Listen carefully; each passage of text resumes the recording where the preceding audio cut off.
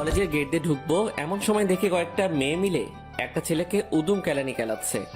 ভাবতেছি একবার গিয়ে দেখবো কি হয়েছে। পরে আবার ভাবলাম না, না যাওয়াই ভালো। কেননা নিজেকে আর ভেজালে জড়াতে চাই না। এমনিতেই ভেজাল ভেজাল করে করে জীবনটা বরবাদের দিকে ঠেলে দিয়েছি। আর না, আর তার চেয়ে বড় কথা, কলেজে আজ আমার প্রথম দিন। এখানে পরিবেশ সম্পর্কে আমার কোনো ধারণাই নাই।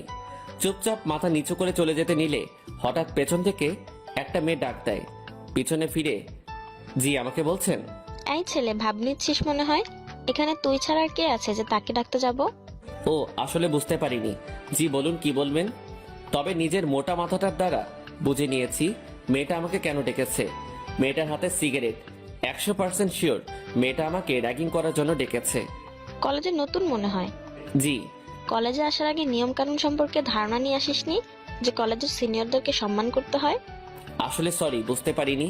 বুঝতে পারিসনি বললে তো আর হবে না। ভুলের জন্য তো তোকে শাস্তি পেতেই হবে।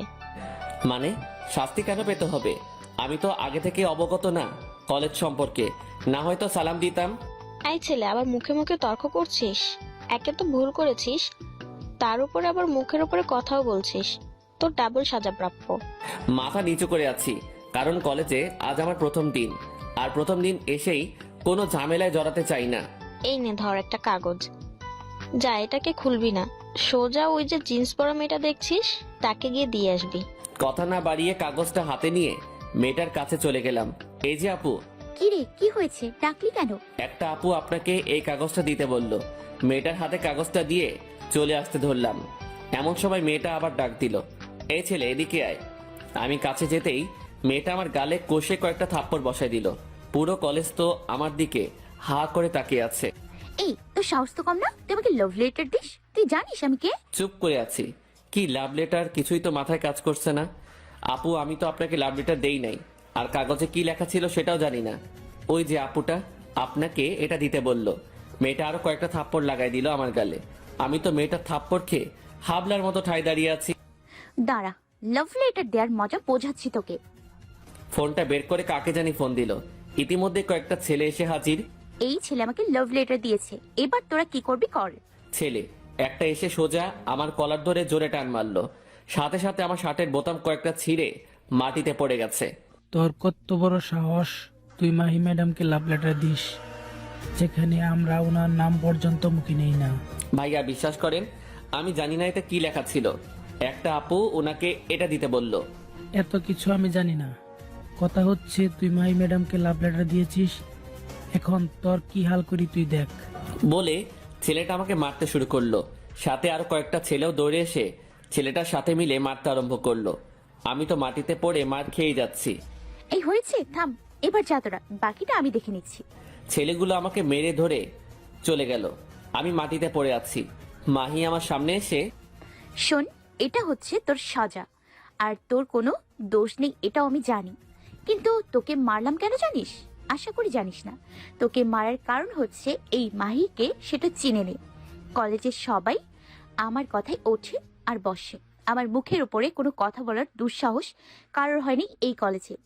এই কলেজ কেন, থাক, আর বেশি কিছু নাই বা বললাম। কলেজে থাকলে এমনিতেই জেনে যাবি আমি কে। ভবিষ্যতে যেন কখনো বড় গলায় আমার সামনে কথা বলার দুঃসাহস না করিস, সেটার জন্য মেডিসিন দিলাম। শুধু তুই না, নতুন কেউ আসলেই কলেজে তাকে এমন মেডিসিনটাই দেই। যেই মেয়েটা আমাকে কাগজটা দিছে সেই মেয়েটা মাহির কাছে আসে আর দুজনে মিলে হাসতে আরম্ভ করে। তারপর ওরা চলে যায়। কোনো মতে মাটি থেকে উঠে চুপচাপ করে ক্লাসরুমের দিকে রওনা দিলাম। লজ্জায় মাথা তুলতে পারছি না। পুরো কলেজের সামনে আমায় মারলো।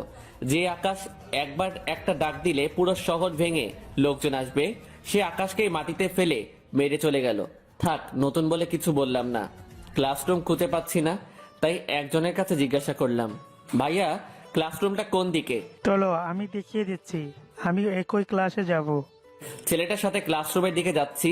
ছেলেটা বলে উঠলো, আমার নাম আসিফ, তোমার নাম কি? আকাশ। আসলে কিছু মনে করিও না, তোমার সাথে যা হয়েছে সবটাই দেখেছি, কিন্তু কিছু বলার ক্ষমতা নেই, কারণ যে মেয়েটা তোমাকে মেরেছে সে মেয়েটা এই শহরের মাফিয়া গ্যাং লিডার। শুনতে একটু অন্যরকম লাগবে যে মেয়ে হয়ে মাফিয়া লিডার কি করে হয়, কিন্তু এটাই সত্য। খুব ডেঞ্জারাস মেয়ে। ওর সাথে কথা বলতে ভালো ভালো মানুষেরও প্যান্ট ভিজে যায়। মনে মনে হ্যাঁ, এমন দেখেছি অনেক মাফিয়া টাফিয়া, এমন কয়েক শতাধিক মাফিয়া আমার পায়ের নিচে পড়ে থাকে। দুনিয়াটা কেমন সেটা পরিদর্শন করতে বের হয়েছি, কে পাওয়ারের কেমন অপব্যবহার করে। তারপর দুজনে মিলে ক্লাসে চলে গেলাম। আমি অনার্স তৃতীয় বর্ষের ছাত্র।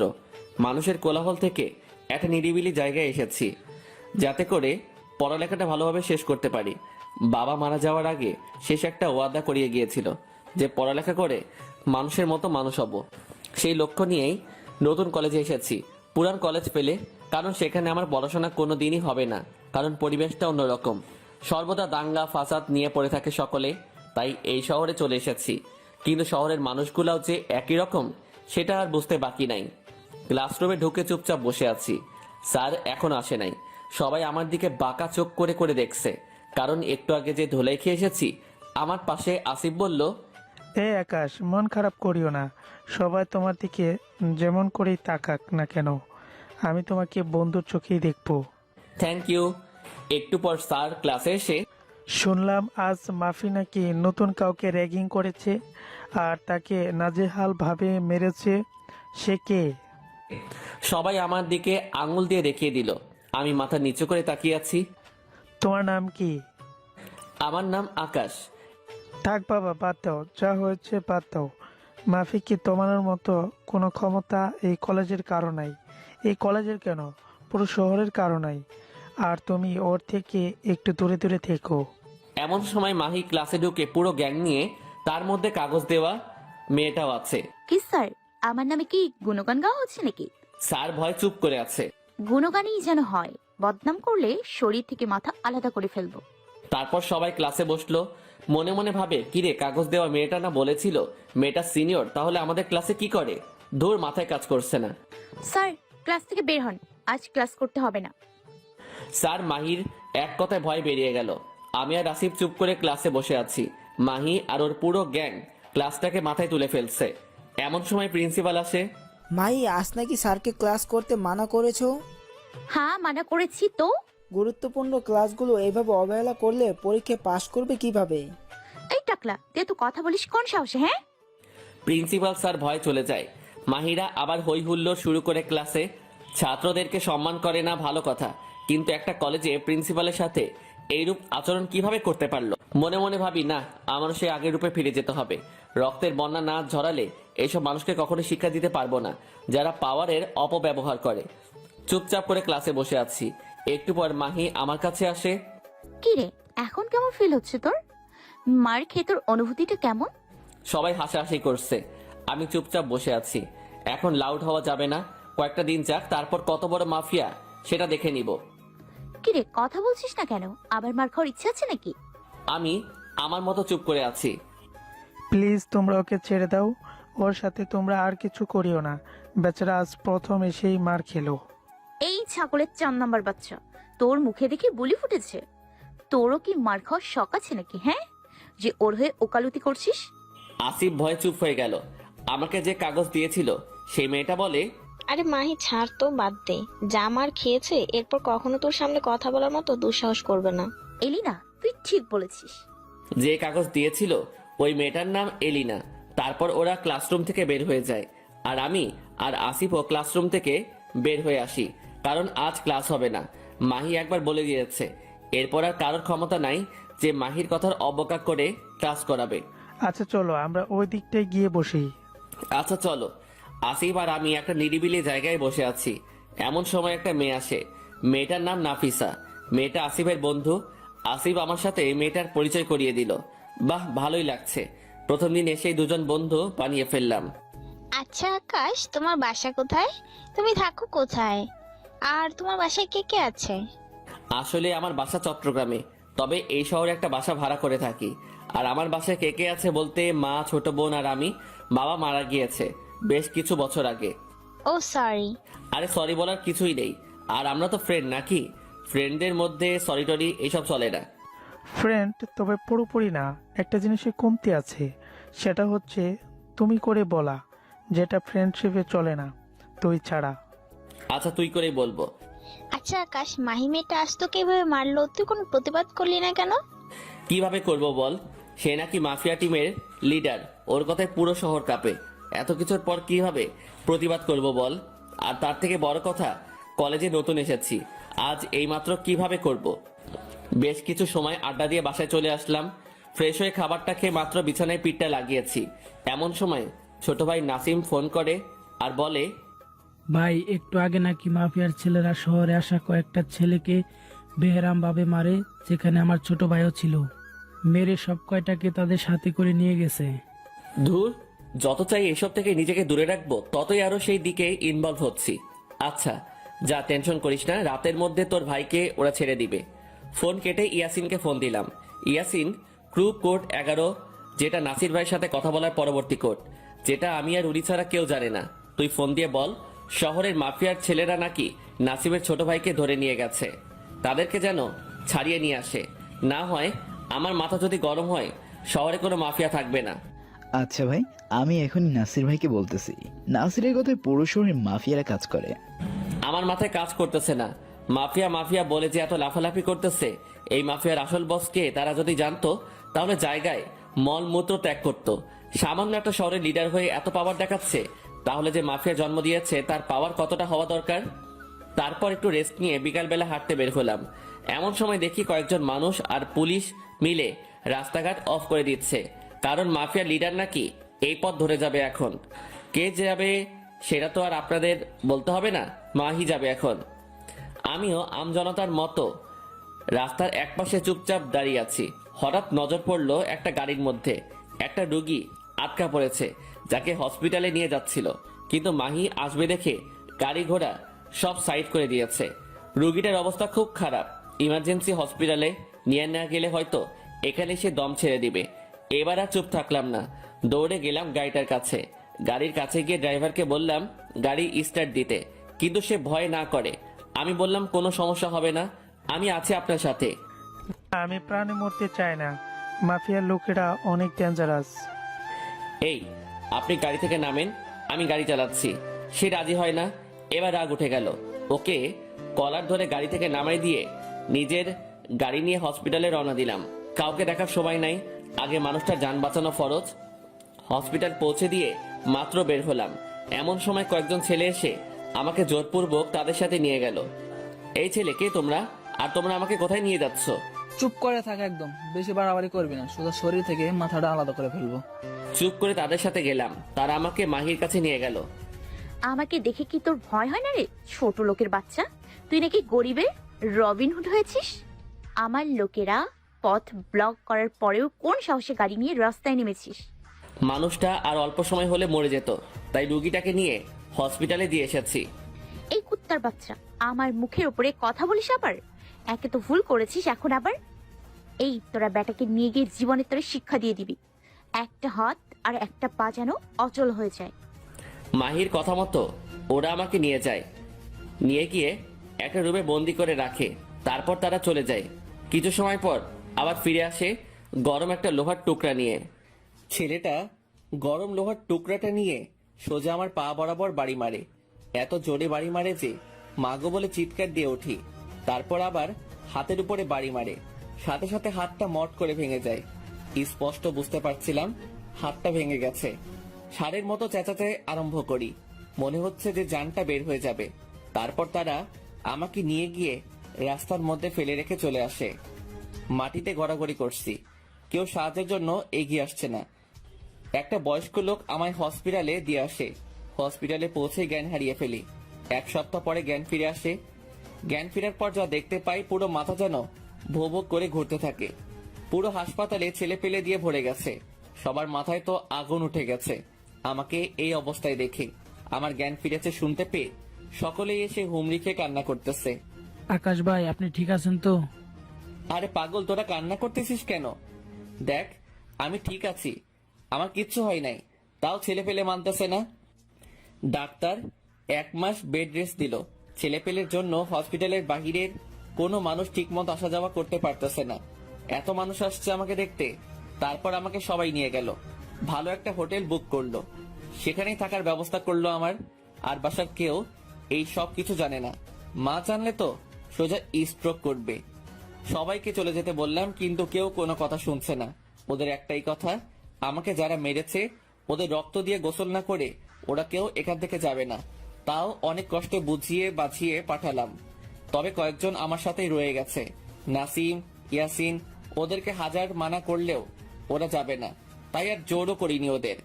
আচ্ছা নাসিম, তোর ছোট ভাইকে ছেড়েছে? ভাই রাতের আগেই ছেড়ে দিছে। কথা বলতেছি এমন সময় নাসির ভাই এসে হাজির। নাসির ভাই বলতে শহরের মাফিয়া টিমের আসল লিডার। সে এসেছে আমার এই অবস্থা শুনে। নাসির ভাই তো পাগল পাগল হয়ে গেছে আমার এই অবস্থা দেখে। আকাশ ভাই, আপনার এই অবস্থা কে করলো? একবার খালি মুখ দিয়ে নামটা বের করেন, ওকে মেরে ওর শরীরের সমস্ত অঙ্গ প্রত্যঙ্গ টুকরো টুকরো করে শহরে আলাদা আলাদা স্থানে রেখে দেবো। মনে মনে না, নাম বলা যাবে না, কারণ আমি মুখ দিয়ে যদি একবার নাম বের করি, সেটা যেই হোক না কেন, নাসির ভাই সত্যি ওদেরকে কেটে টুকরো টুকরো করে ফেলবে। আর ওইসব ছেলেপেলেদের জন্য আমি একাই এনাফ। ওদের শায়েস্তা করতে ছেলেপেলের দরকার হবে না। আর তার চেয়ে বড় কথা, ওদেরকে আমি নিজের হাতে শাস্তি দিব। না, নাসির ভাই কে বা কারা করেছে জানি না, ছেলেগুলোকে এর আগে কখনো দেখি নাই। আকাশ ভাই, আপনি চিন্তা করবেন না, যে বা যারা এইরূপ করেছে তাদের ধরে এনে আপনার পায়ের সামনে হাজির করব। তারপর নাসির ভাই আরো বেশ কিছু সময় কথা বলে চলে যায়। দুপুরে খাবারের সময় হয়ে এসেছে প্রায়। খাবারকে ওষুধ খেয়ে নিলাম, একটু রেস্ট করা দরকার। কিন্তু রেস্ট করার আগে কয়েকজন যারা আছে তাদেরকে রুম থেকে একটু বের হয়ে যেতে বললাম, ইয়াসিন বাদে। সবাই বের হয়ে গেল। শোন ইয়াসিন, কি বলি মন দিয়ে শুনবি। হ্যাঁ ভাই বলেন। আমি যদি চাই যারা আমাকে মেরেছে তাদেরকে মেরে ফেলতে, সেটা আমার জন্য 2 মিনিটের চেয়েও কম সময় লাগবে। খালি একবার নাসির ভাইকে নামগুলো বললে হবে। কিন্তু আমি নাসির ভাইকে বলি নাই, কারণ ওদেরকে আমি নিজের হাতে মারবো। আর ছেলেগুলো হচ্ছে মাফিয়ার টিম, যেটা শহরে আছে সেই গ্যাংয়ের ছেলে পেলে। শোন, আর শহরের মাফিয়ার দায়িত্বে আছে হচ্ছে মাহি নামের একটা মেয়ে। ওর লেফট হ্যান্ড এবং রাইট হ্যান্ড 2টা ছেলে আছে। ওদেরকে গিয়ে তুলে নিয়ে আনবি। ওরাই আমার সাথে এইরূপ আচরণ করেছে। যত ছেলের আগে নিয়ে যাবি, কিন্তু কাউকে বলবি না ওদেরকে কেন তুলে নিয়ে আনছিস। কেউ জিজ্ঞাসা করলে বলবি আকাশ ভাইয়ের অর্ডার।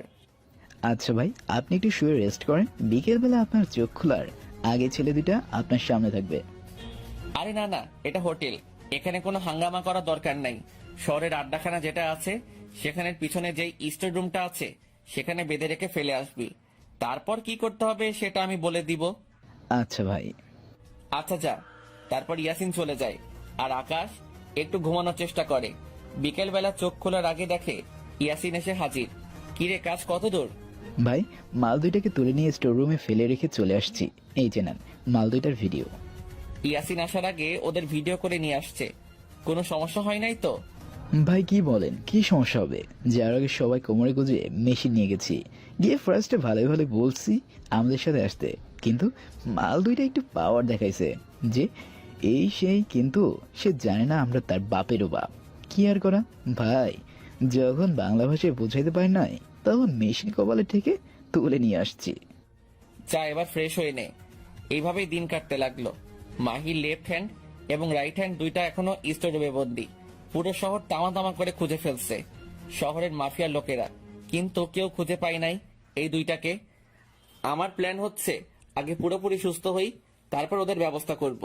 আর কিছুদিন যাওয়ার পর পুরোপুরি সুস্থ হয়ে গেলাম, এবার সব কয়টার অবস্থা নাজেহাল করব। নাসিম আর ইয়াসিনকে নিয়ে স্টোররুমে গেলাম, যেখানে মাল 2টাকে বন্দি করে রেখেছে ইয়াসিন।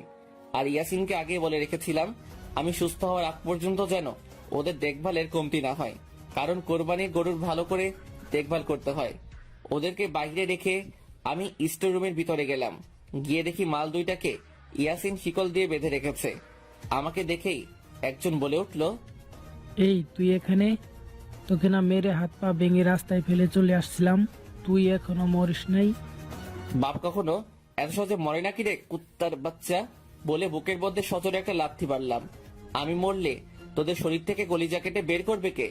আর কার গায়ে হাত দিয়েছিস সেটা যদি জানতি তাহলে এখনই দম আটকে মারা যাইতি।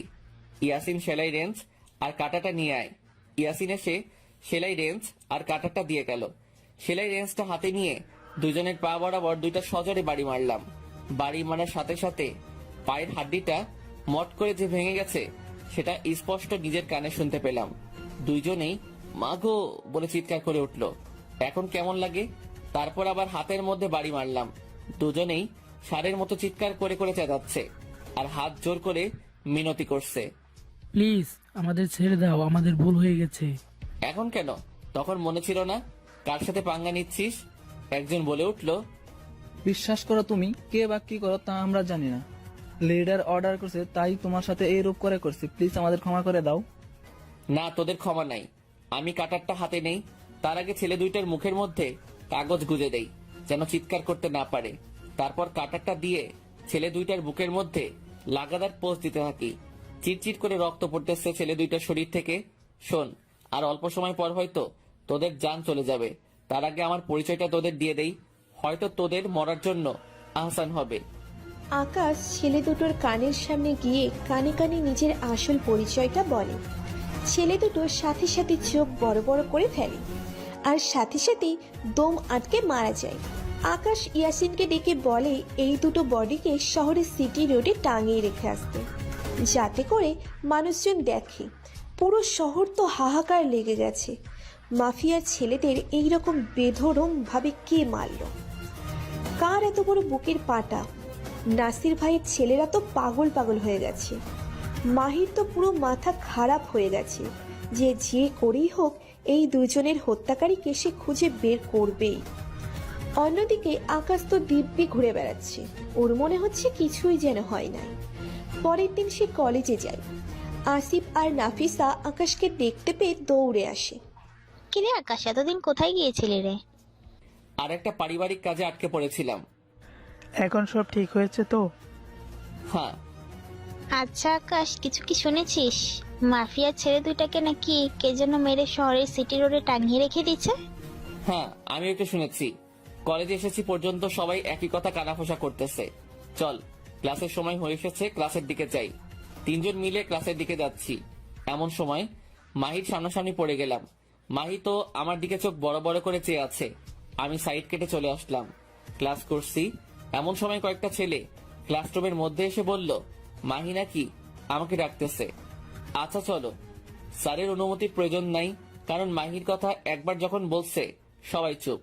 নাফিসা তো ভয় শেষ। আকাশ প্লিজ, কখন কি করে বসে তোর সাথে। আর টেনশন করিস না। তারপর ছেলেগুলোর সাথে মাহির কাছে গেলাম। মাহি সবাইকে চলে যেতে বলল, সবাই চলে গেল। এই ছেলে, তুই জীবিত হলি কি করে? সেদিন ওরা বলল যে তোকে মেরে হাড়গুড় গুঁড়ো করে দিয়েছে। ওদের কথা মতো তো তুই বাঁচার কথা না, কিন্তু বাঁচলি কি করে? আরেকটা কথা, সেটা হচ্ছে তোকে কেমন যেন আমার সন্দেহ হচ্ছে। তোকে যারা মেরেছিল সেই দুজনকে কার জানি মেরে শহরের সিটি রোডে টাঙিয়ে রেখে আসছে। দেখেন, আপনার কোনো কথা জবাব দিতে আমি ইচ্ছুক নই। আর বড় কথা হচ্ছে আমি ভুল করেছি, তার জন্য তো মেরে হাত ভেঙে দিয়েছেন। এত শাস্তি দেওয়ার পরেও কি আপনার শখ মিটেনি?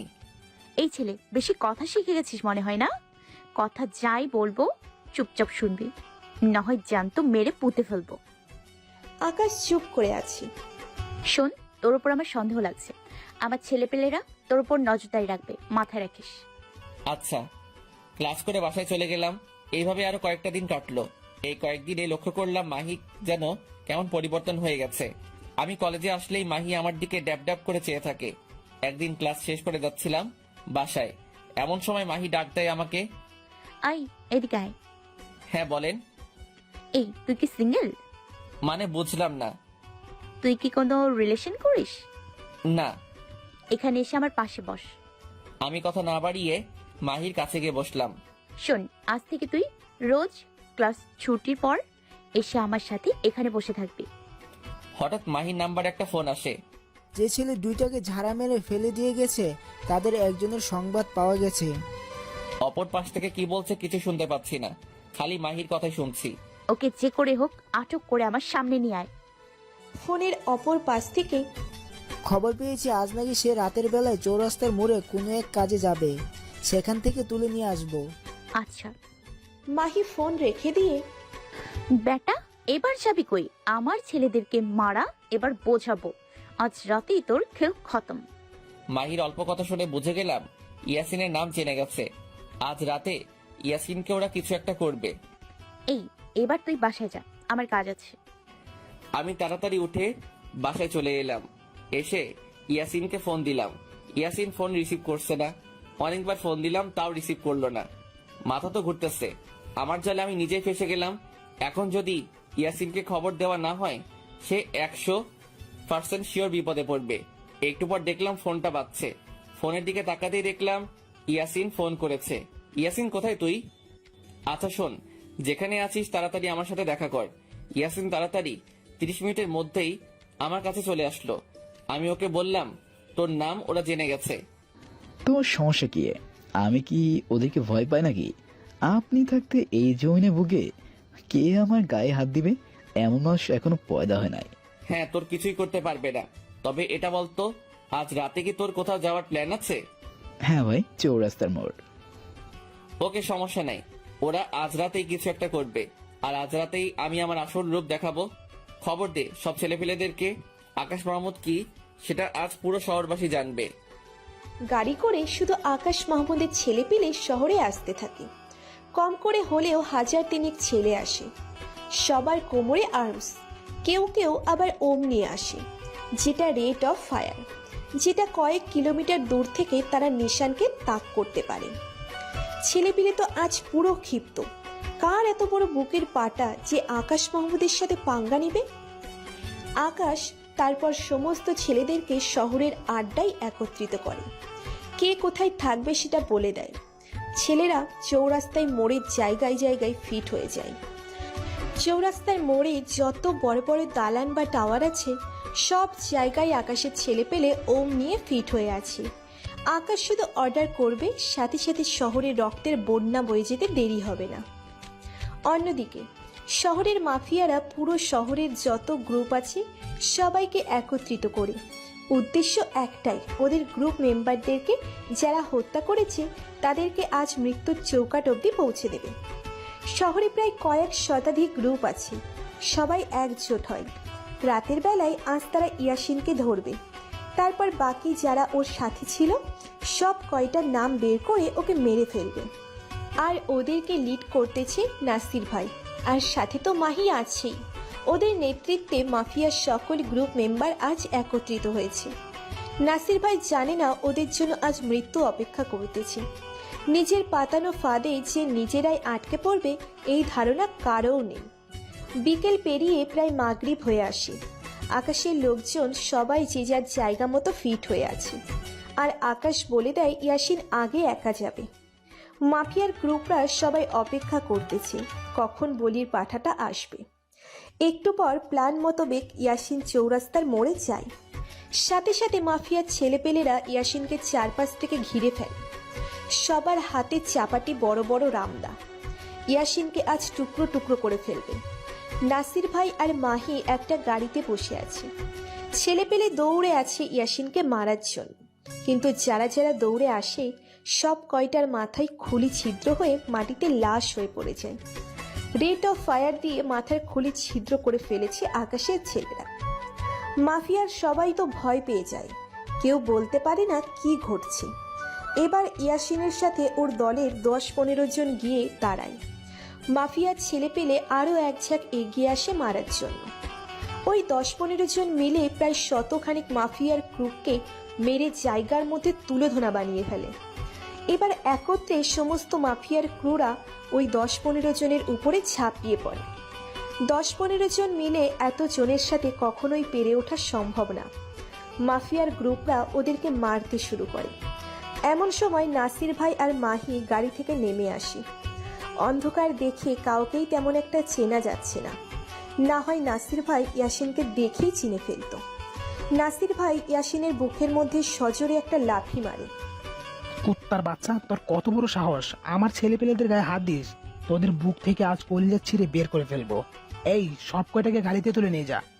নাসির ভাই আর মাহি গাড়িতে উঠতে যাবে, এমন সময় সামনের দিকে তাকিয়ে দেখে কয়েক হাজার ছেলে পেলে বড় বড় আর্মস হাতে নিয়ে দাঁড়িয়ে আছে।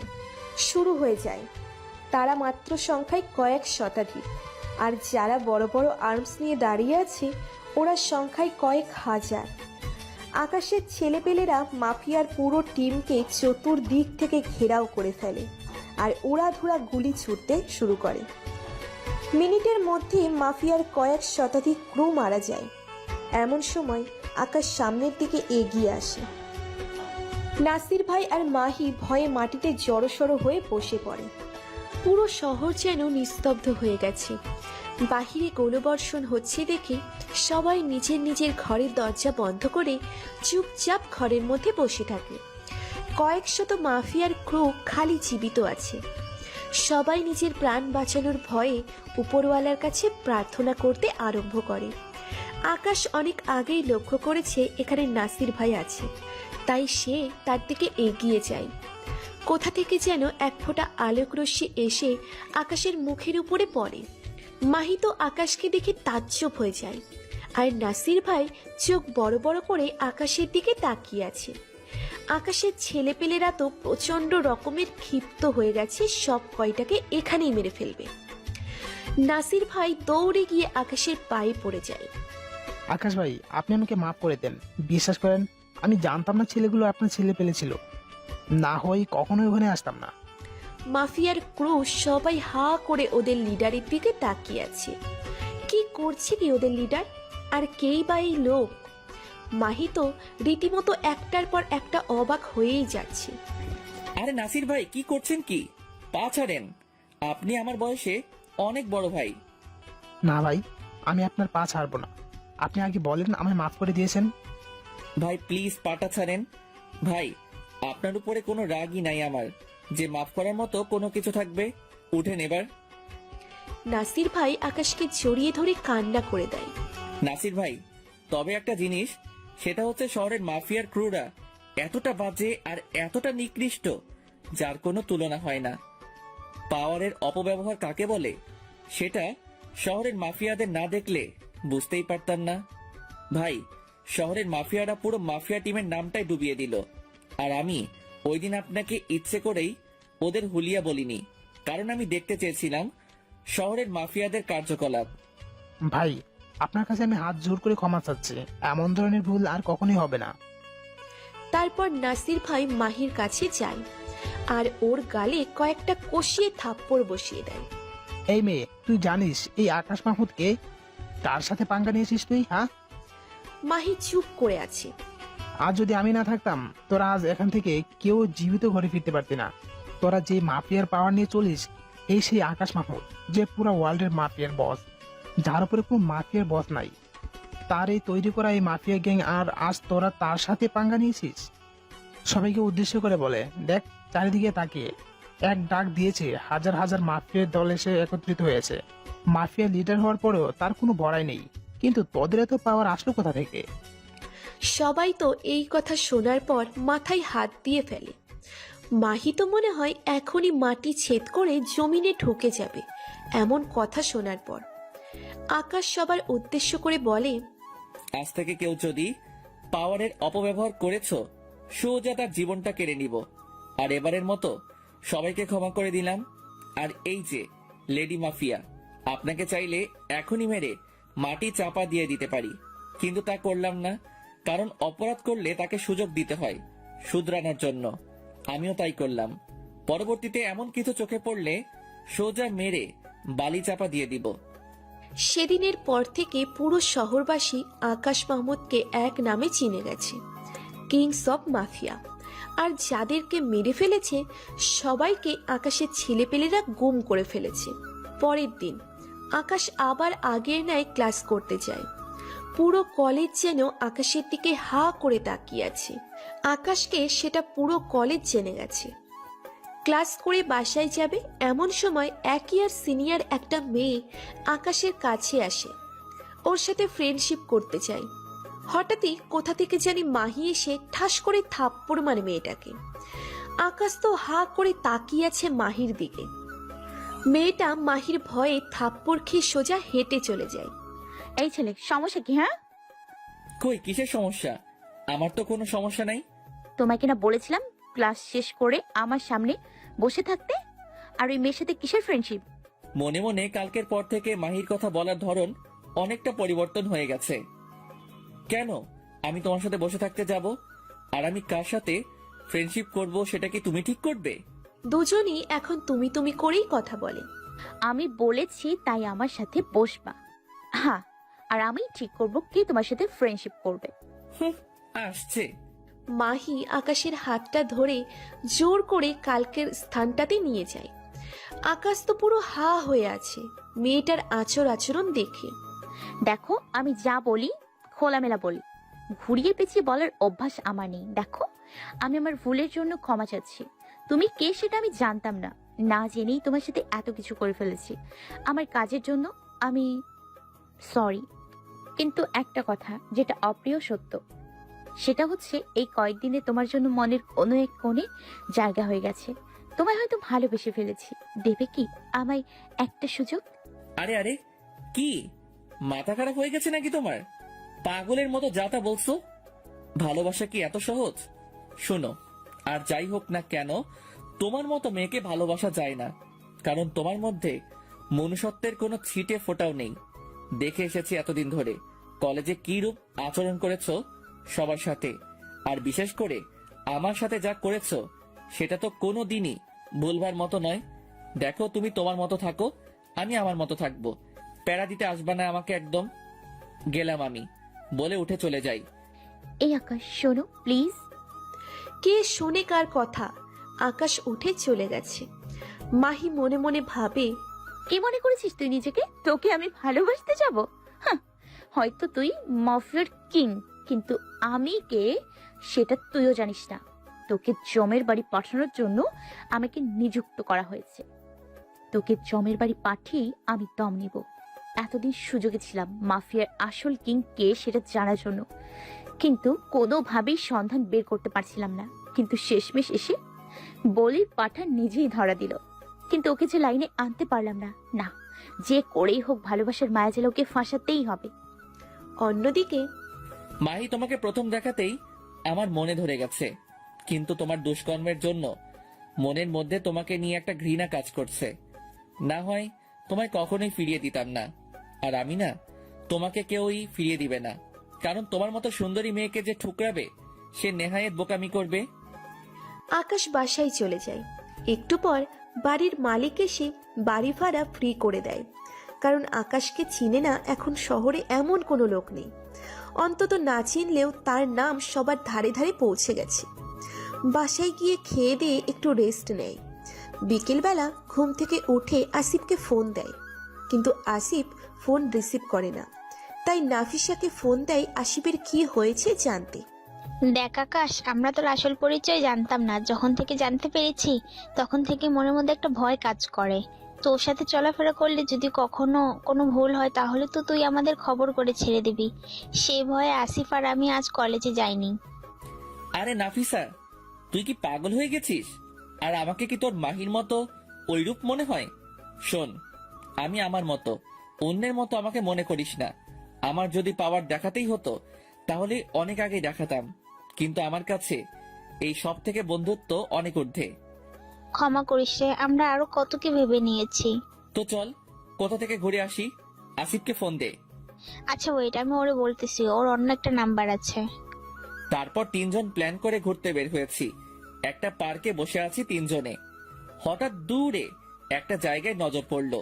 একটা ছেলেকে কয়েকজন মিলে বেধরম ভাবে মারতেছে। ছেলেটা বাঁচাও বাঁচাও বলে চিৎকার করতেছে, কিন্তু কেউ সাহায্যের জন্য এগিয়ে যাচ্ছে না। সবাই পাশে দাঁড়িয়ে দাঁড়িয়ে দেখছে। কি করব বুঝে উঠতে পারতেছি না। ছেলেটাকে বাঁচাতে যাব না এখানে বসে থাকবো? না, ছেলেটাকে বাঁচানো প্রয়োজন। আসিফ, তোরা থাক, আমি দেখছি কি হয়েছে। আচ্ছা, কিন্তু দোস্ত ভেজাল করিস না। আচ্ছা। তারপর সেখানে গিয়ে জিজ্ঞাসা করলাম, এই তোমরা ছেলেটাকে এইভাবে মারতেছো কেন? ছেলেগুলো থেকে একজন বলল, এই তোর কেন লাগে রে? এখানে এতগুলা মানুষ থাকতে কেউ কোনো কথা বলতেছে না, তুই কেন পে করতেছিস? যা গিয়ে নিজের কাজ কর। না গেলে কি করবি? ছেলে একটা আমার কাছে এসে কোমর থেকে মেশিন একটা বের করে কপালে ধরে। এই বেশি জবানে শিখেছে মনে হয়, সোজা বাংলা কথা কানে যায় না। শোন, এইসব মেশিন নিয়ে ছেলে খেলা বহু পুরনো। আকাশ মাহমুদ এইসব নিয়ে এক যুগ আগে খেলা ছেড়ে দিছে। আমার নাম শুনতেই ছেলেটা সাথে সাথে আমার পায়ে পড়ে যায়। বাকি 2-3 জন যারা আছে ওর সাথে সবাই তো অবাক। কি রে, ওর কি হলো? ছেলেটাকে মারতে গিয়ে ওর পায়ে পড়ে গেল কেন? বাকি ছেলেগুলাও আকাশের দিকে এগিয়ে যায়। আকাশ ভাই, আমাদের ক্ষমা করে দেন, আমরা ভুল করে ফেলেছি। আকাশের নাম শুনে ছেলেটার মুখে এবার সবাই আকাশের পায়ে পড়ে গেল। ভাই, আমরা এমন ভুল আর কোনোদিন করবো না। ক্ষমা আমার কাছে না, ওর কাছে গিয়ে চাও, যাকে তোমরা সবাই মিলে এত সময় ধরে মারলে। আচ্ছা ভাই। ছেলেগুলোকে মিলমিশ করে দিয়ে সেখান থেকে চলে এলাম। বাহ আকাশ, তুই তো খুব ভালো একজন মানুষ। আসলে আমরা তোর আসল পরিচয় জানার পর তোকে যেই রূপটা ভেবেছিলাম তার চেয়ে পুরোটাই ভিন্ন তুই। আসলে দুনিয়াতে ভালো মানুষ আছে রে। আসিফ, একটু বেশি হয়ে যাচ্ছে কিন্তু। আচ্ছা আচ্ছা, সরি। আচ্ছা, তোদের তো একটা কথা বলতেই ভুলে গেছি। মাহিয়াস আমাকে প্রপোজ করেছে। দুজনেই ভূত দেখার মতো আমার চেহারার দিকে হা করে আছে। কি রে, কি হয়েছে রে? শোন আকাশ, ওই মেয়ের সাথে এইসব একদম জড়াবি না। ওই মেয়ে আস্ত একটা ডাইনি। আরে পাগল নাকি, ওর সাথে আমি এইসবে জড়াবো? তবে মেয়েটা কিন্তু সেই রকমের সুন্দর রে। তাহলে তুই কি ওর গলায় ঝরে পড় না। সেদিনের মতো আড্ডা দিয়ে বাসায় চলে আসলাম। রাতে খাবার খেয়ে বিছানায় শুয়ে আছি, এমন সময় ইয়াসিনের ফোন রিসিভ করে, হ্যাঁ কি রে? ভাই, দুবাইয়ের মাফিয়ারা যে আছে আলিবাবা, তার নজর নাকি আমাদের দেশের উপরে।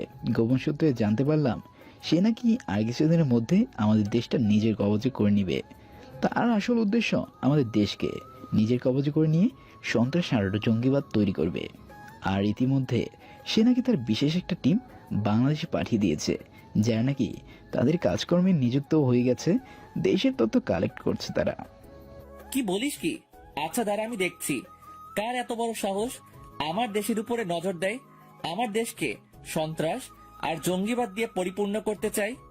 আকাশ সাথে সাথে আন্ডারওয়ার্ল্ড ডন ইয়াসিরকে ফোন দেয়। হ্যাঁ আকাশ ভাই, বলুন কিভাবে স্মরণ করলেন আমাকে?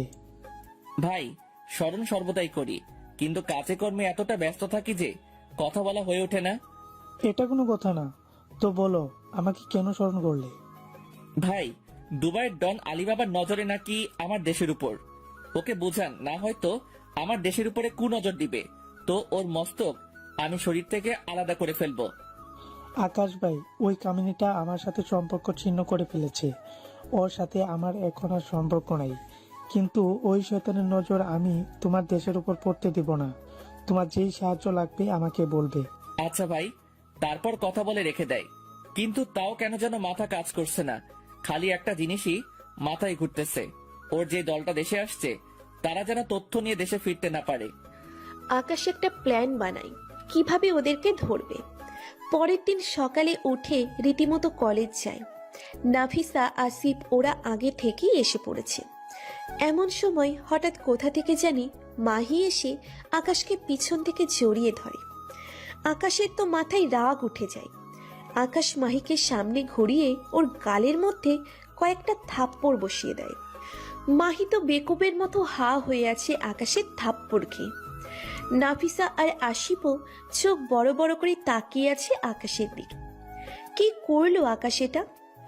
এই মেয়ে, গতকাল মানা করেছি না আমি তোর সাথে রিলেশনে জড়াতে চাই না, তাও তুই কোন সাহসে আজ এসে আমায় জড়িয়ে ধরলি? আমি তো তোমায় ভালোবাসি, তাই জড়িয়ে ধরেছি আর কি। রাখ তোর ভালোবাসা, তোর মতো মেয়েকে কে ভালোবাসতে যাবে? সামনে থেকে দূর হ আমার। আজ তো খালি থাপ্পড় দিলাম, পরের বার এমন ধরনের কিছু করলে সোজা গালের দাঁত সবগুলা ফেলাই দিব। তাই করো, তোমার যা করতে মন চায় আমার সাথে করো, কিন্তু প্লিজ আমায় ফিরিয়ে দিও না। কাল সারা রাত ঘুমোতে পারিনি, খালি তোমার কথা মনে পড়েছে। দেখ মাহি, এটাই শেষবার, এরপর কিন্তু এমন কিছু করলে সত্যি খারাপ হবে। এই নাফিসা, তোরা চল তো, বলে ওদেরকে নিয়ে ক্লাসে চলে যাই। মাহি তো সেখানেই থ হয়ে দাঁড়িয়ে আছে। কত বড় সাহস বেটা, তুই আমাকে মারলি, এর প্রতিশোধ আমি নিয়েই ছাড়বো। এমন সময় মাহির ফোনে একটা ফোন আসে। মাহি ফোনের দিকে তাকিয়ে তো থরথর করে কাঁপতে শুরু করে। তাও ভয়ে ভয়ে ফোনটা রিসিভ করে। অপর পাশ থেকে, কাজ কত দূর এগিয়েছে? আর কয়েকটা দিন সময় লাগবে, বেটাকে কোনোভাবেই লাইনে আনতে পারছি না। আমি জানতাম তোমাকে দিয়ে কাজ হবে না, তোমার মতো মেয়ে এসব কাজের যোগ্য নয়। এখন যদি বস ফোন দেয় আমি কি জবাব দেব? তোমার উপর ভরসা করে আমার ঠিক হয়নি। বস প্লিজ আর কয়েকটা দিন সময় দিন আমায়, আমার উপরে বিশ্বাস রাখেন। আমি যে করেই হোক ওকে নিজের কবজে এনে ওর অস্তিত্ব মুছে দিব। আমাদের কাছে সময় আছে আর 21 দিন, মানে 3 সপ্তাহ। 21 দিন পর আমরা আমাদের কাজে ইন্তজাম দেব। তার আগে যা করা করতে হবে, না হয় তুমি জীবনে তরে প্রাণ হারাবে। না না বস, এর আগেই কাজ হয়ে যাবে। ফোন রেখে দেয়। মাহির তো মাথায় কাজই করতেছে না। আকাশ তো বলল নেক্সট টাইম এমন কিছু করলে সে আমাকে খবর করে ছাড়বে। কিভাবে কি করব আমার মাথায় তো কাজই করছে না। আকাশ ক্লাসে গিয়ে বসে আছে। একটু পর স্যার আসে আর লেকচার শুরু করে। আকাশ লক্ষ্য করে ওর ফোনটা বাজছে, কিন্তু স্যার থাকায় সে ফোনটা পিক করতে পারছে না। চুপচাপ বসে আছে। স্যার লেকচার দিয়ে চলে যাওয়ার পর সে পকেট থেকে ফোন বের করে দেখে ইয়াসিন ফোন করেছিল। সে একটা মেসেজও পাঠিয়েছে। মেসেজটা চেক করে দেখে ভাই, ওরা 70 জনের একটা টিম নিয়ে বাংলাদেশে এসেছে, যার মধ্যে 17 জন মেয়ে আর বাকি 53 জন ছেলে। আর তারা শহরে আলাদা আলাদা স্থানে ছড়িয়ে ছিটে আছে। তাদের থেকে একজনের সন্ধান পেয়ে গেছি। আকাশ ইয়াসিনকে ফোন দেয়। ইয়াসিন, এখনই এই জায়গায় আয়, একটা ঠিকানা দিয়ে দিচ্ছি। আচ্ছা ভাই। আকাশের ক্লাস না করে কলেজ থেকে বের হয়ে যায়। জায়গা মতো গিয়ে আকাশ অপেক্ষা করছে। একটু পর ইয়াসিন আসে। জাসুসটাকে তুলে নিয়েছিস? না ভাই, ওর পিছনে লোক লাগিয়ে রেখেছি। ওর দ্বারাই বাকি আরো 2-1জনকে যদি ধরতে পারি। হ্যাঁ, গুড। শোন, রাতের মধ্যে তুলে নিবি ওকে। আর এই পুরো ঘটনাটা টিমের কাউকে শেয়ার করবি না, যে আলিবাবা দেশে হামলা করবে। আচ্ছা ভাই। ইয়াসিন চলে যায় আর আকাশ নাসির ভাইকে ফোন দিয়ে সবটা খুলে বলে। সমস্যা নাই, ছেলেপেলে রেডি আছে। ওই আলিবাবার বাচ্চা দেশের মাটিতে পা দিতে পারবে না। এমন নাজেহাল অবস্থা করবো ওর। আকাশ তারপর বাসায় চলে যায়। রাতের বেলায় ইয়াসিন 70 জন জাসুস থেকে একটাকে তুলে নিয়ে আসে, যেটার ইনফরমেশন ওদের কাছে আছে। ওকে ধরে এনে রুমে বন্দি করে রেখেছে। ইয়াসিন শুরুতে ভালোই ভালোই বলে দেয় বাকি সাথীদের নাম বলতে, কিন্তু সে কোনো মতেই স্বীকার করে না। ইয়াসিন 3rd ডিগ্রি দেয়, তাতেও মুখ খোলে না। ইয়াসিন আকাশকে ফোন দিয়ে বলে, ভাই, এত চেষ্টা চালাচ্ছি, সে মুখ খুলতেই রাজি না। আচ্ছা তোরা থাক, আমি আসতেছি। একটা কাজ কর, গরম পানি কর আর মরিচের গুঁড়ো রেডি করে রাখ। আকাশ 30 মিনিটের মধ্যে সেখানে চলে যায়। ভাই, সব রেডি। আকাশ শুরুতে গিয়ে ভালোই ভালোই বলে, বাকি সাথীদের নাম বল। তোরা যাই করিস না কেন আমার মুখ থেকে নাম বের করতে পারবি না। এত টর্চার করে তোর নাম বের করতে পারলে না, ধরে নে আর পারবি না। মারতে মারতে মেরে ফেললেও পারবি না। এখনো কি টর্চার করেছি? সবে তো মাত্র শুরু। ইয়াসিন, গরম পানি নিয়ে আয় তো, আর সাথে যা রাখতে বলেছি সেটাও নিয়ে আয়। ইয়াসিন গরম পানি আর মরিচের গুঁড়োর বাটিটা নিয়ে আকাশের সামনে রাখে। ওর শরীর থেকে সমস্ত কাপড় চোপড় খুলে ফেল, আর মুখের মধ্যে একটা কাপড় গুজে দে। ইয়াসিন সাথে আরো একজন মিলে ওর শরীর থেকে কাপড় খুলে নিয়ে নেয় আর মুখের মধ্যে কাপড় গুজে দেয়। আকাশ গরম পানির বালতিটা নিয়ে ফুটন্ত গরম পানিগুলো ওর শরীরে ঢেলে দেয়। গরম পানি ঢালার সাথে সাথে সে সাপের মতো মোচড়ামুচড়ি করতে আরম্ভ করে। সারা শরীরে ফোসকা পড়ে গেছে ওর। ছেলেটা অঝরে চেঁচাচ্ছে, কিন্তু তার গলার আওয়াজ বের হচ্ছে না। আকাশ তারপর মরিচের গুঁড়োগুলো ওর শরীরের মধ্যে ঢেলে দেয়। ছেলেটা আর সহ্য করতে না পেরে চোখ দিয়ে পানি ছেড়ে দেয় আর চোখের ভাষায় বলতে থাকে তার মুখ থেকে কাপড়টা সরিয়ে নিতে। সে সবটা স্বীকার করবে। যা, ওর মুখ থেকে কাপড়টা সরিয়ে ফেল। ইয়াসিন মুখ থেকে কাপড়টা সরিয়ে নেয়। ছেলেটা মিনতির সুরে বলতে থাকে পানি। আকাশ ওর হাতের পাশে থাকা পানির বোতলটা এগিয়ে দেয়। সে গটগট করে 2 লিটার পানি জায়গায় শেষ করে ফেলে। এবার সাথীদের নাম বল, না হয়তো বুঝে গেছিস আমি কি কি করতে পারি। বিশ্বাস করুন, বাকি সাথীদের মধ্যে আমি কাউকে চিনি না, 2-1জন ছাড়া। তাও যাদেরকে চিনি ওদের সাথে কিছুদিন পরিচয়। কারণ বস আমাদের এক একজনকে এক এক জায়গা থেকে উঠিয়ে এনেছে। কারোর সাথে কারোর পূর্বের পরিচয় নেই, আমাদের উঠিয়ে এনেছে কলকাতা থেকে। আমি জানি তুই সবারই নাম জানিস, ভালোই ভালোই নাম বল, না হয়তো আবার শুরু হয়ে যাব।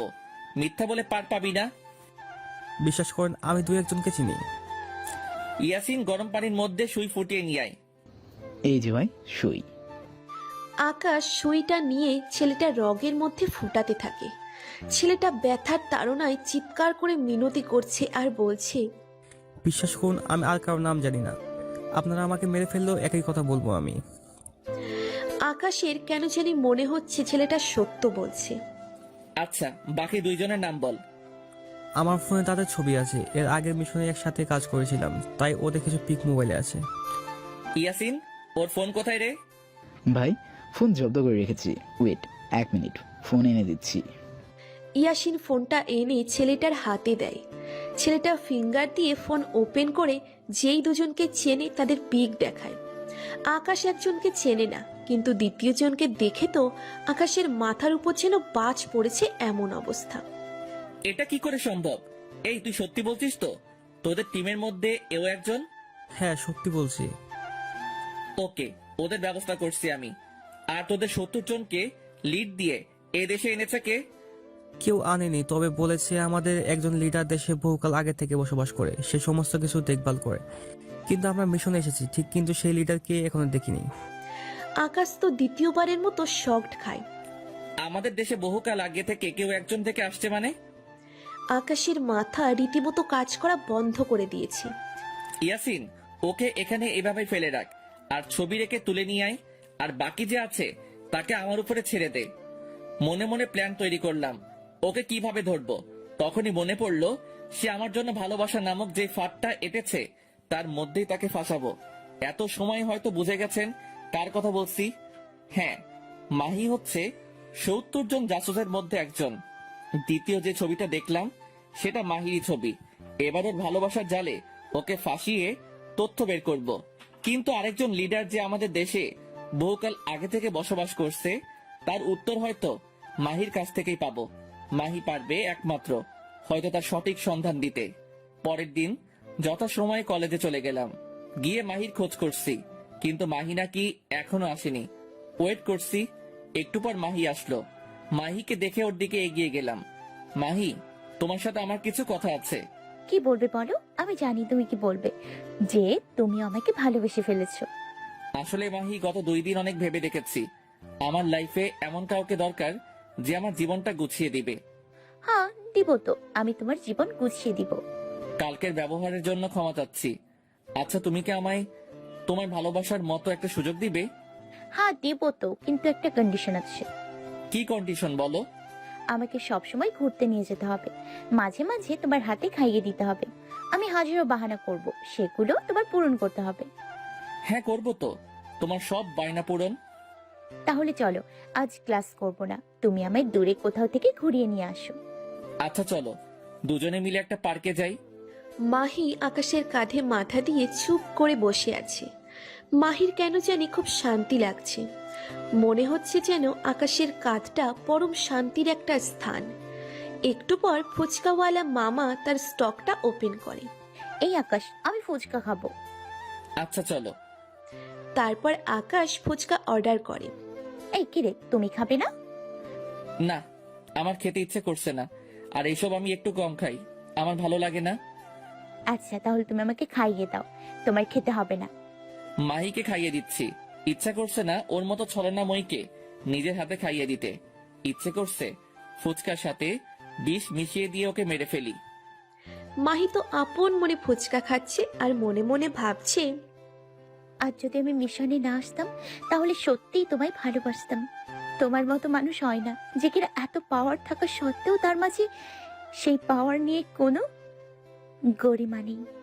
আজ খুব খারাপ লাগছে, যেদিন আমি তোমায় নিজ হাতে মারবো সেদিন আমার কেমন অবস্থা হবে তার পূর্বাভাস পাচ্ছি। মনে মনে, মাহি তুমি যদি সত্যিকার অর্থে আমায় ভালোবাসতে, উপরওয়ালা সাক্ষী তোমার হাত আমি কখনোই ছাড়তাম না।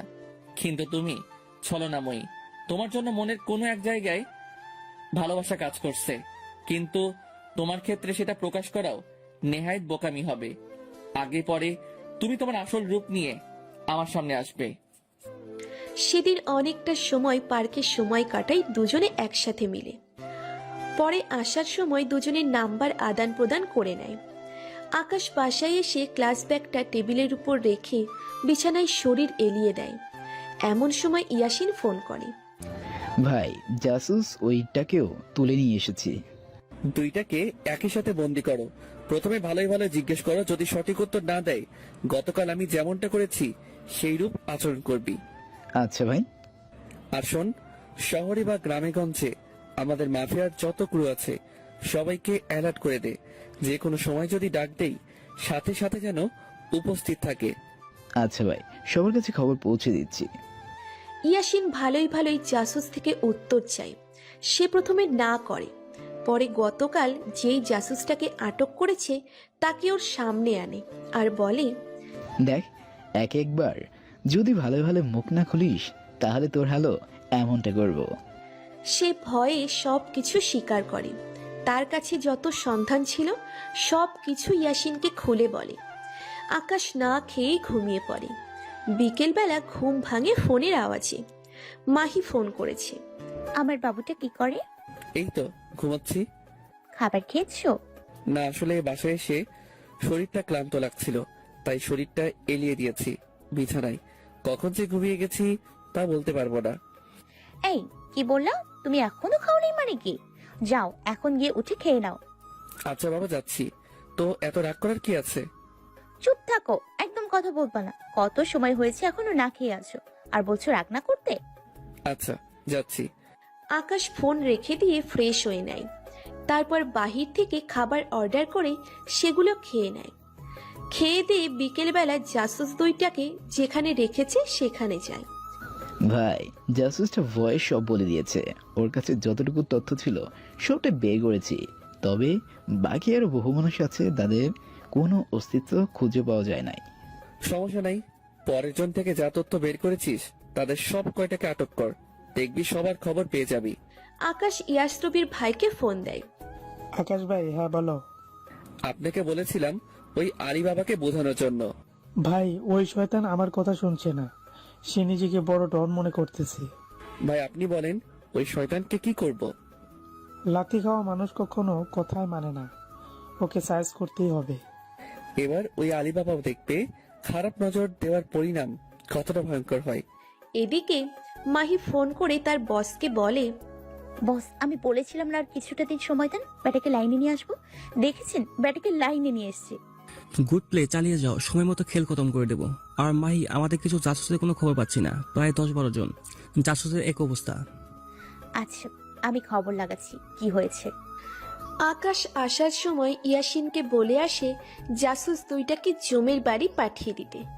ইয়াসিন জাসুস দুইটাকে মেরে একটাকে নদীতে ভাসিয়ে দেয়, আর একটাকে টুকরো টুকরো করে শহরের বিভিন্ন স্থানে ছড়িয়ে ছিটিয়ে ফেলে রেখে আসে। এইভাবেই আরো 10 দিন অতিক্রম হয়ে যায়।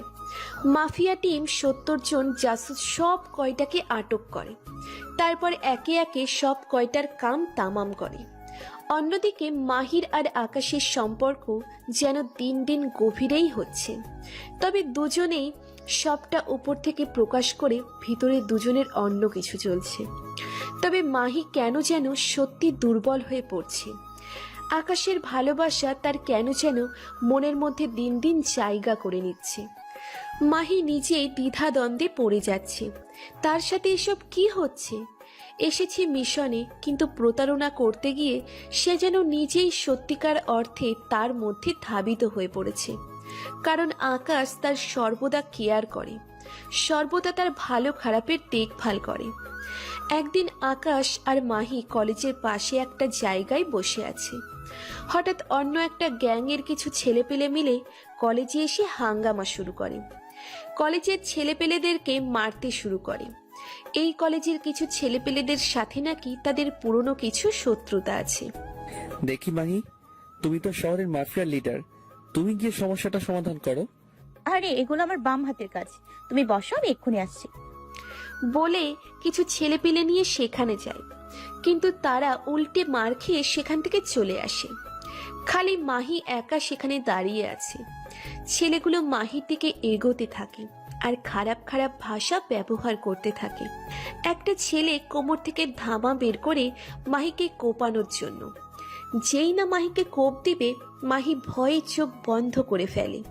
আর আকাশ দৌড়ে গিয়ে ছেলেটার সেনার মধ্যে একটা সজোরে লাথি মারে। ছেলেটা কয়েক হাত দূরে গিয়ে পড়ে। বাকি যারা আছে সবাই আকাশের দিকে একত্রে এগিয়ে আসে।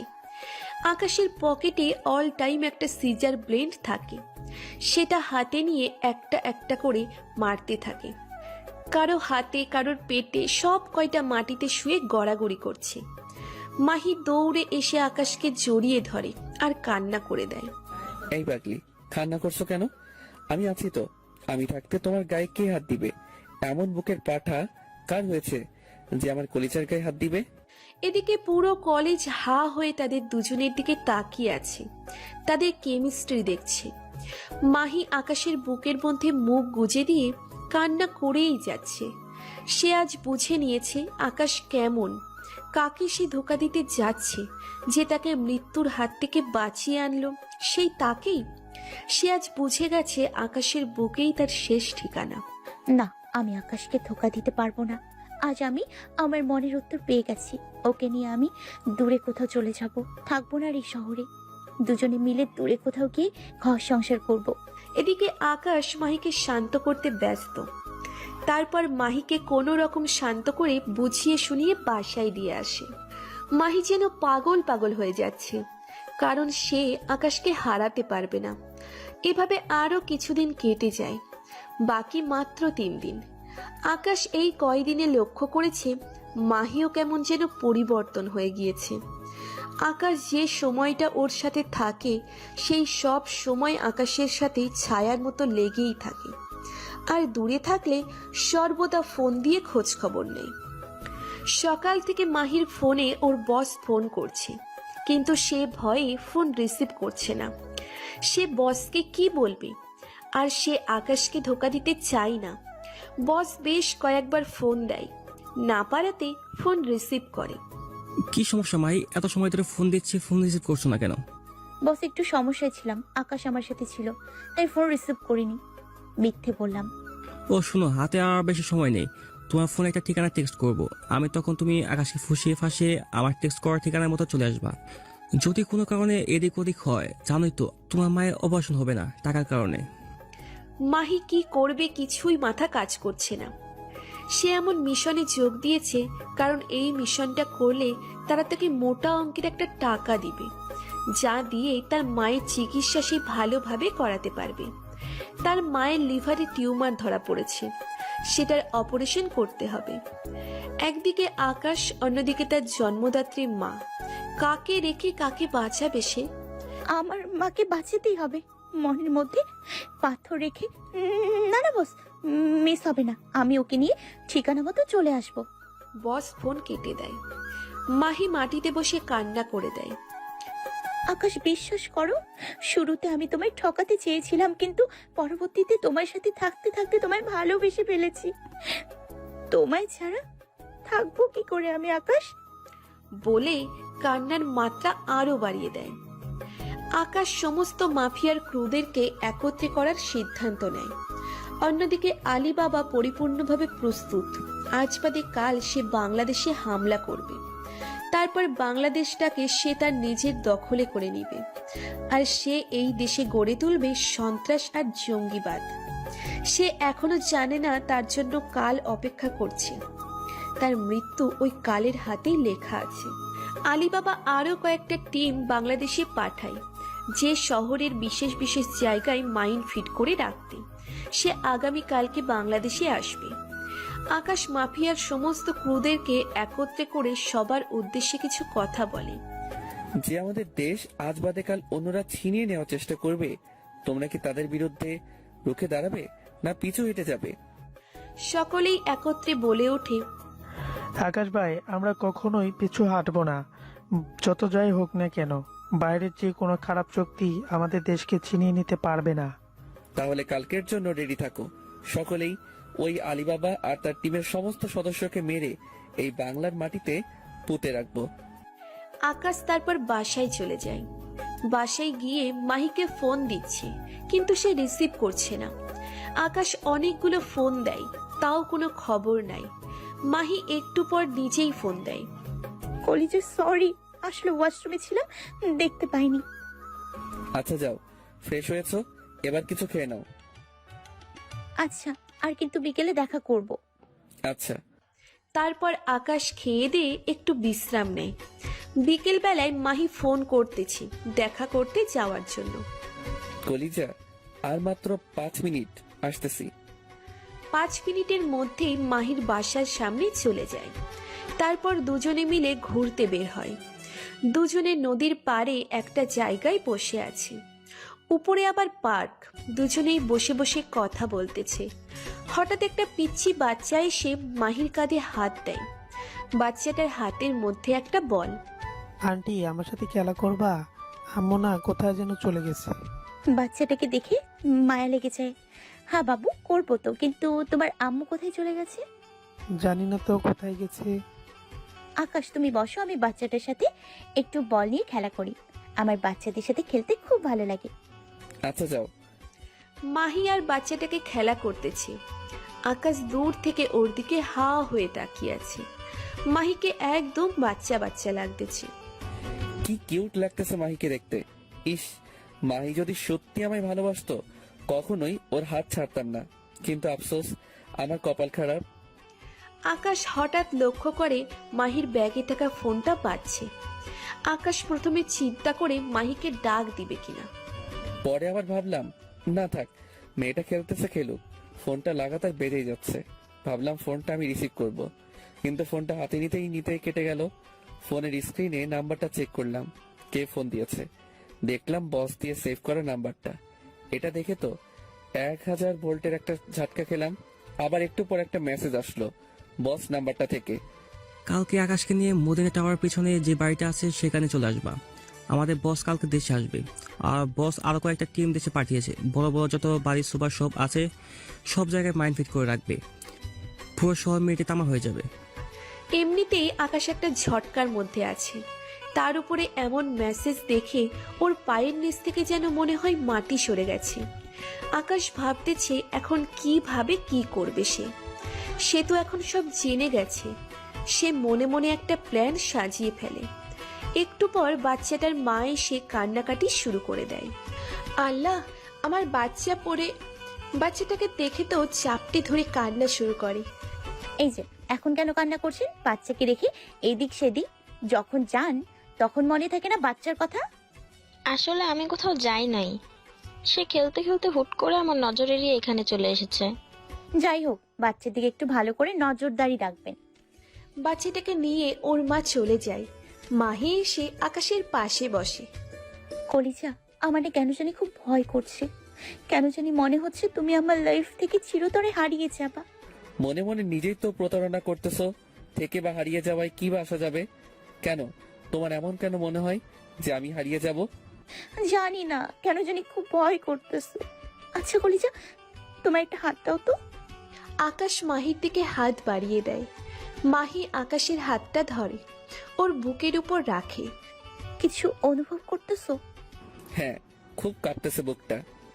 আকাশ, এটা বিশ্বাস করিও, এই মাহি তোমায় সত্যিই ভালোবাসে, নিজের জীবনের থেকেও বেশি ভালোবাসে। বলতে বলতে কান্না করে দেয়। আকাশ মাহির কথা শুনে কেন জানি মনে হচ্ছে এই কথাগুলো মিথ্যা না। এই কথাগুলোর মধ্যে অদ্ভুত একটা পাওয়ার আছে যা আকাশকে বারবার ভাবতে বাধ্য করছে। আকাশ যখন মাহির বুকে হাত দেয় তখনই সে বুঝতে পারে মাহি কোনো না কোনো ভাবে ওকে সত্যি ভালোবাসে। কিন্তু আবার এটাও মাথায় কাজ করছে সে যে প্রতারণা করে আসছে। ধুর, যা হবে কাল দেখা যাবে। সে মাহিকে শক্ত করে বুকের সাথে জড়িয়ে ধরে। বেশ কিছু সময় মাহি আকাশের বুকের মধ্যে মাথা রেখে কান্না করে।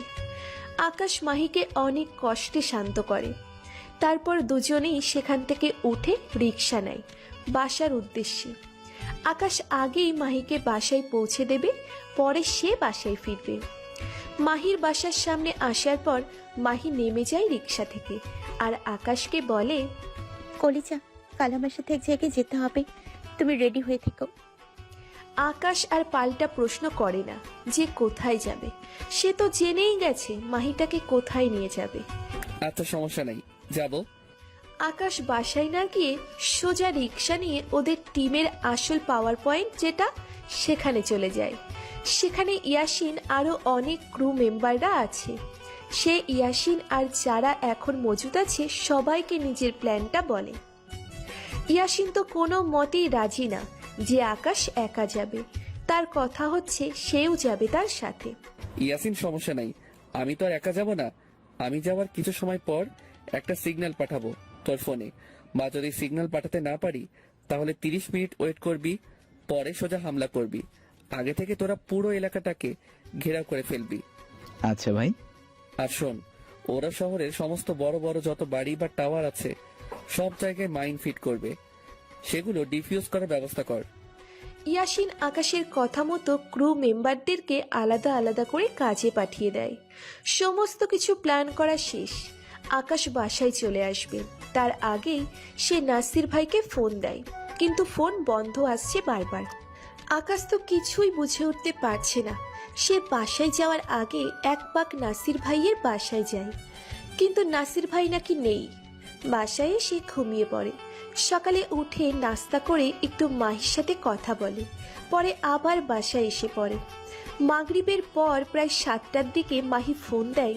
আকাশ, রেডি হয়ে আমার বাসার সামনে আসো। আকাশ শার্টটা গায়ে দিয়ে কোমরে 2টা মেশিন গুজে নেয় আর ইয়াসিনকে ইনফর্ম করে সে বের হচ্ছে। ইয়াসিনরা আগেই জায়গা মতো পজিশন নিয়ে বসে আছে। মাহি বাসার সামনে অপেক্ষা করছে। আকাশ গাড়ি নিয়ে রওনা হয়েছে, কিন্তু মাহির কেন জানি চোখ মুখ লাল হয়ে যাচ্ছে। চোখের কোণে বেয়ে পানি পড়তে আরম্ভ করে। সে চোখের পানিগুলো মুছে নেয়। একটু পর আকাশ আসে। কলিজা, তুমি রেডি তো? হ্যাঁ কলিজা। আকাশ মাহির দিকে নজর পড়তেই ওর চোখ যেন ফেরাতে পারছে না। একদম হুর পরির মতো লাগছে মাহিকে। আকাশ মাহির দিকে এক নজরে চেয়ে আছে। আকাশ, হয়েছে, চলো। মাহির কথায় আকাশের হুঁশ ফিরে আসে। ও চলো। এই ওয়েট, একটা কাজ বাকি বলে মাহি আকাশকে শক্ত করে জড়িয়ে ধরে। মাহির চোখ বেয়ে টপ টপ করে পানি ঝরছে। সে মনে মনে আকাশ থেকে মাপ চেয়ে নেয়। কলিজা, আমায় মাফ করে দিও। তোমায় সত্যি ভালোবাসি, কিন্তু তারপরেও তোমার সাথে ছলনা করতে হচ্ছে আমার মায়ের চিকিৎসার জন্য। এই মাহি, কি হয়েছে, যাবে না? মাহি চোখের পানি মুছে নেয় আকাশ না দেখার মতন করে। হ্যাঁ, যাবো তো, চলো। মাহি আকাশকে নিয়ে বসের ঠিকানা মতো চলে যায়। আকাশ বাসায় যাওয়ার পর দেখে কেউ নাই, পুরো বাসা ফাঁকা। কিন্তু একটু পর এই পুরো বাড়ি ঘেরাও করে ফেলে আলিবাবার ছেলেরা। ওরা সবাই লুকিয়েছিল, 50-60 জন হবে ছেলে। মাহি সুন্দর করে সাইড হয়ে যায়।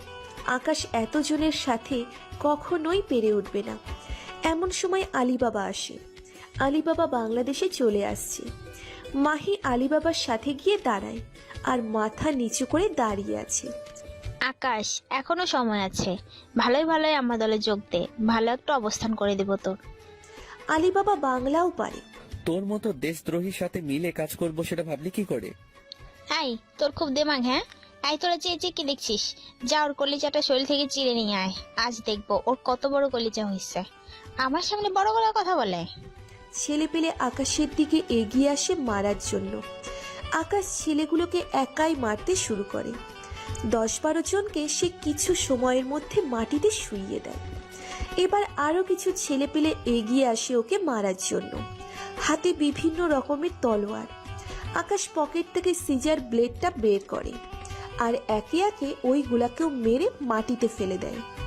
এমন সময় কেউ একজন এসে আকাশের মাথায় সজোরে বাড়ি দেয়, লোহা জাতীয় কিছু একটা দিয়ে। আকাশ পিছনে ফিরে যখন দেখে মানুষটাকে, তার চোখ বড় বড় হয়ে যায়।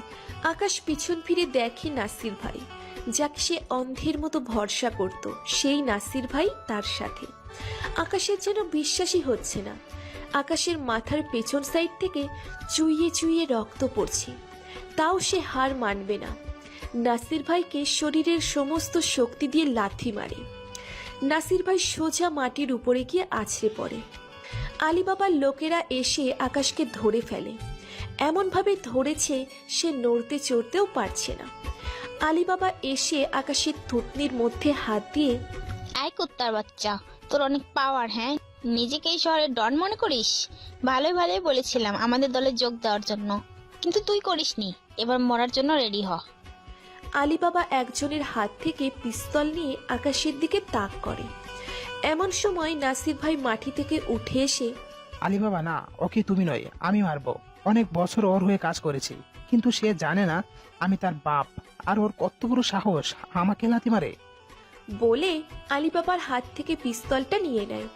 তারপর আকাশের দিকে পিস্তল তাক করে যেই না ওকে শুট করে, মাহি দৌড়ে আকাশের সামনে এসে পড়ে, আর বুলেটটা মাহির শরীর ছিদ্র করে অপর প্রান্ত দিয়ে বের হয়ে যায়। মাহি মাটিতে পড়ে আছে। অন্যদিকে ইয়াসিন আর পুরো মাফিয়ার সমস্ত ক্রুরা ওয়েট করছে কখন আকাশ সিগন্যাল দিবে, কিন্তু 30 মিনিট আপ হয়ে গেছে, এখনো সিগন্যাল আসেনি। তাই তারা সিদ্ধান্ত নেয় এখনই হামলা করবে।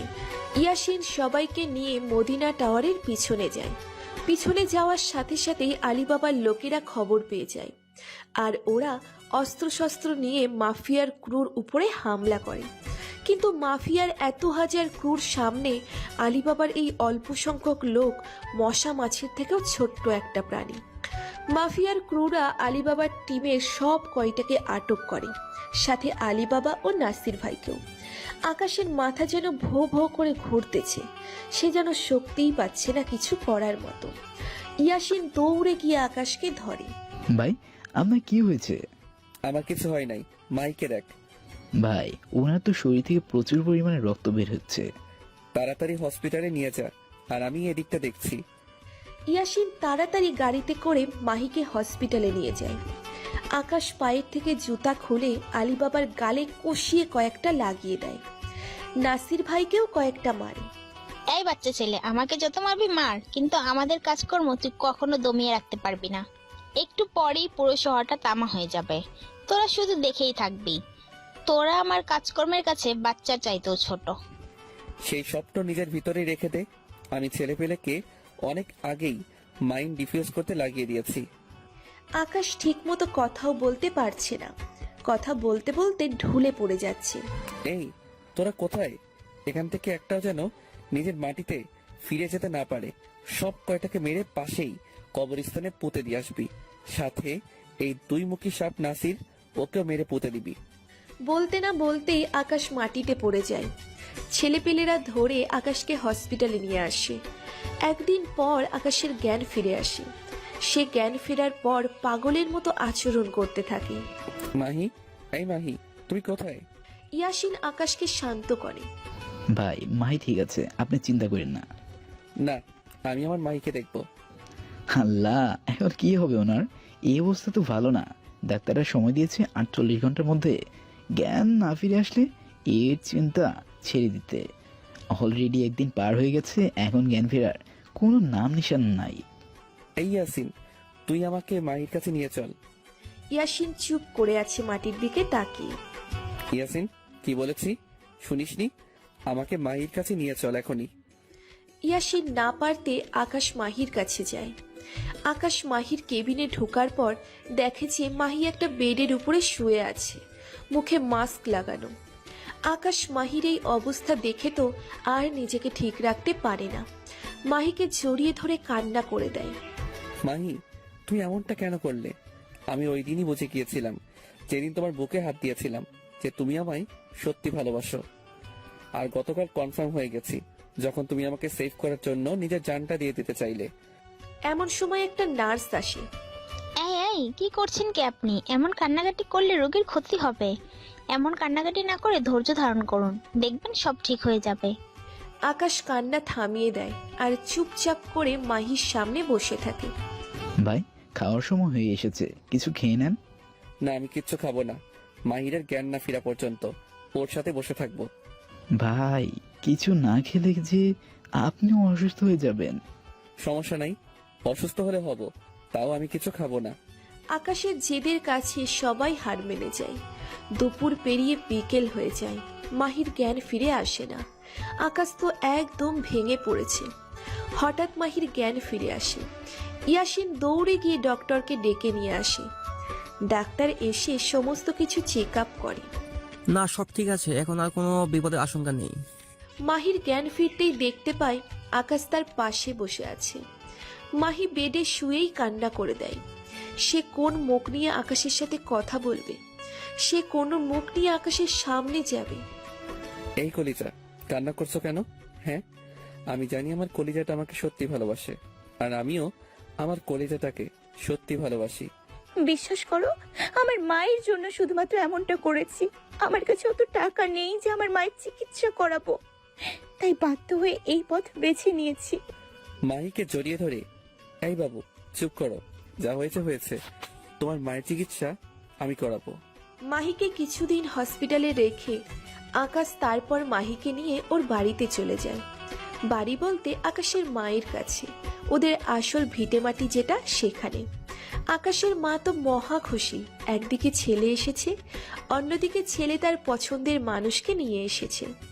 আকাশের মাও চাচ্ছিল আকাশের বিয়ে করিয়ে দিতে। যাক, এবার আমার ছেলের বিয়ে দিব আমি। আকাশের মার বেশ পছন্দ হয়েছে মাহিকে। বিয়ের সময় ঠিক হয়, তার আগে আকাশ মাহির আম্মুকে দেশে নিয়ে এসে ট্রিটমেন্ট করায়। মাহির আম্মু সুস্থ হয়ে যায়। ধুমধাম করে আকাশ আর মাহির বিয়ে হয়। দুজনেই তো মহা খুশি, দুজনেই সংসার জীবন শুরু করে। মাহি এখনো আগের মতোই আছে, কলেজে গেলে গুন্ডামি মাস্তানি করে, তবে সেটা আকাশের জন্য। কোনো মেয়ে যদি আকাশের দিকে চোখ দেয় বা ওর সাথে কথা বলতে আসে, তাহলে মাহি তার 12টা 13টা 14টাও বাজিয়ে দেয়। আর আকাশ এখনো নিজের কাজকর্ম ইন্তজাম দিয়ে যাচ্ছে। আলী বাবার মৃত্যুর পর দেশে এখনো কেউ নজর দিতে 10 বার চিন্তা করে না, কারণ সবাই জেনে গেছে দেশের মধ্যে একটা বাঘ আছে, নজর দিলেই শরীর থেকে মস্তকটা আলাদা করে ফেলবে। 1 বছর পর আকাশ আর মাহির সংসার আলোকিত করে একটা ফুটফুটে রাজকন্যা হয়। আকাশ আর মাহি এখন খুব ব্যস্ত তাদের রাজকন্যাটাকে নিয়ে। এমন হাসি খুশি ভাবেই আর একটা ঘটনার সমাপ্তি ঘটল।